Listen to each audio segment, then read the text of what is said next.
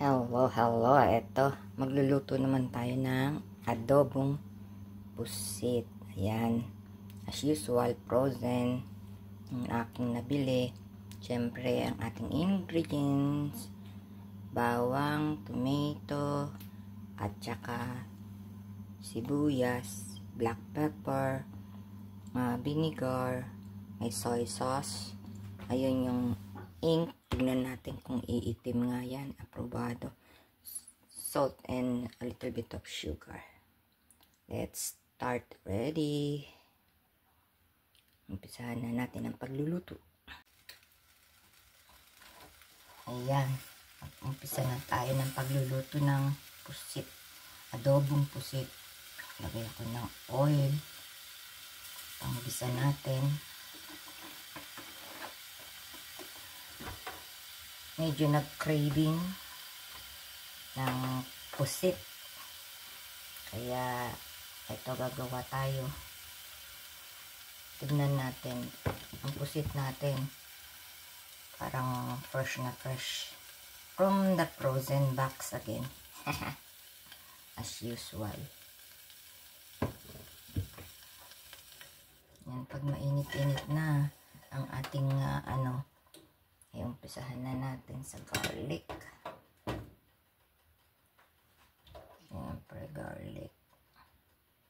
Sasabay na lang natin ang niyan.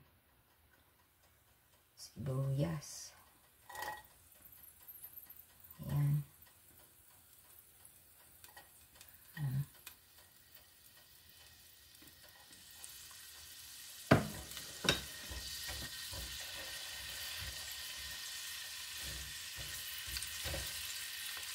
Talagang na akong yun.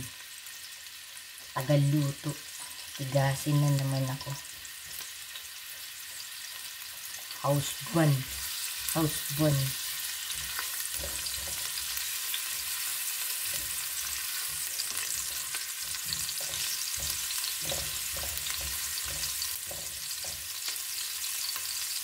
Kita natin na ang ating bawang. Pagkatapos niyan ay sibuyas.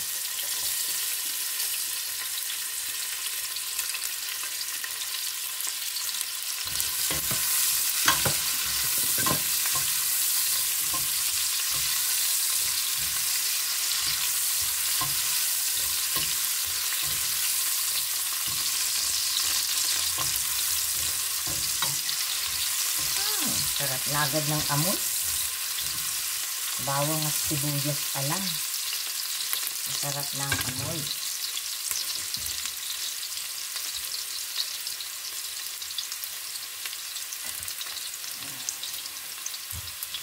Madali lang lutuin ng pusit. Kaya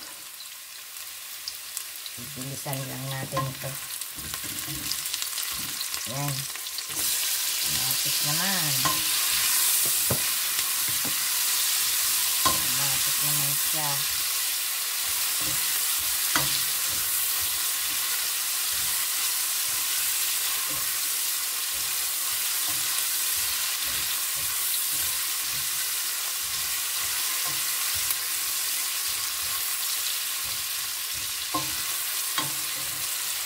Igisa natin muna ng maigi ang kamatis, sibuyas at bawang.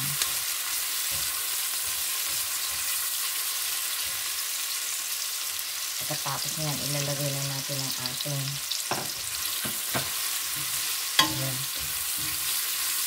pusit. Gigisa lang natin ng mabilisan. Kasi ayaw natin ng yung parang rubbery ba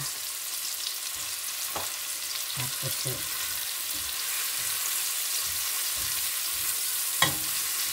Hindi ko na siya hinati sa dalawa o kasi naman to maliliit.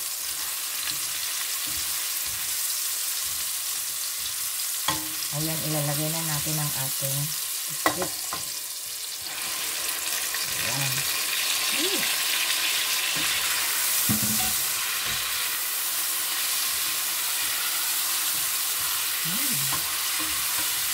Parang ang sarap-sarap na ng amoy.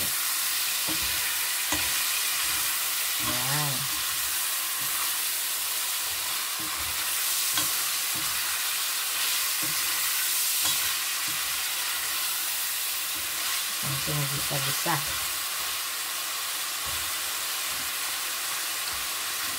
Hindi natin papatagalin yan. Then, hanguin na natin.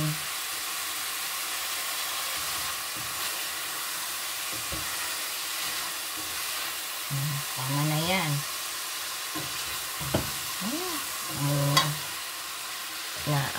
Muna. Dahil aapunin ko.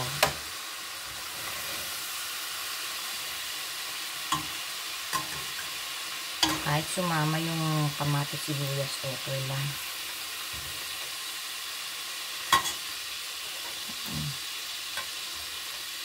Parang ang fresh. Gagawin natin ngayon ang ating sauce. Ayan. Inango na natin ang ating pusit. Ngayon ang sauce naman ay maglagay tayo ng ayan. Toyo. Nilagyan natin ng toyo. Siyempre may ano dyan. Toyo at saka konting tubig. Konting suka.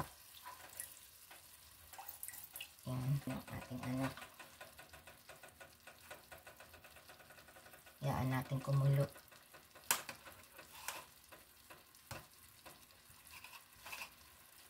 Konting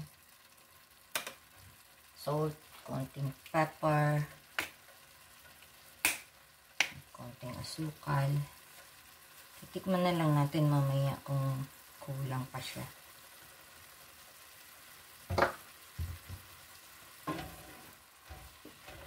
At syempre, yung ink niya.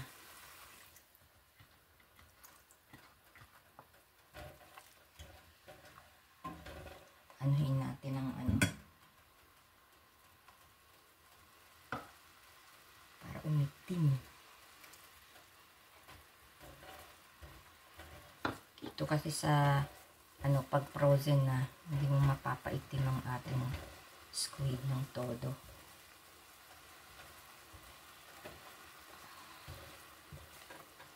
Maya tikman natin yan. Yan. Medyo naaano na ang sauce natin. At templado na siya. Okay na to. Bago mamaya, ilalagay na lang natin tong ating squid.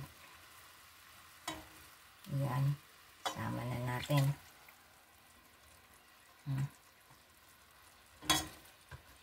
Lalagyan na natin ng ano ng konting lakas ng ating heat. Ayan.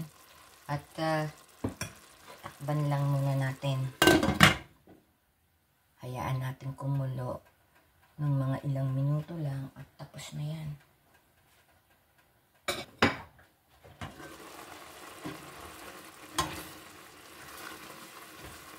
Yan at hindi natin patatagalin. Luto na to.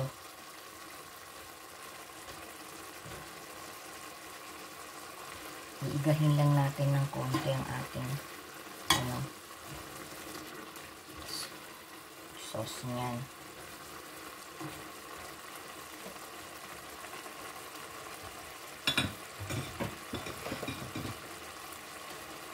Yan eh. Ayan.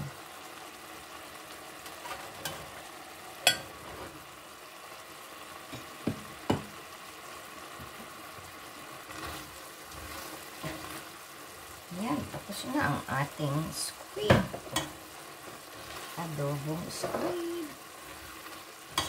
Nakaraos na din. Kahunin na natin. Ayoko kasi ma-overcook siya.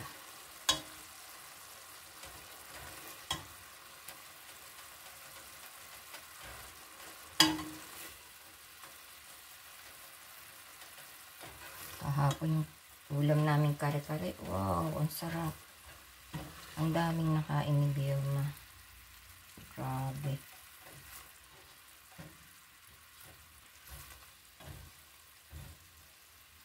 natin ang ilagay ang salin ko na ang sabaw. Yan ang ating pusit. Adobong pusit. Yummy na naman. Sarap. At maitim siya. Yung kanyang ink lumabas din. Thanks for watching. Please like, share, and subscribe. I love you guys. Bye-bye. Ayan na ang ating adobong pusit. So yummy.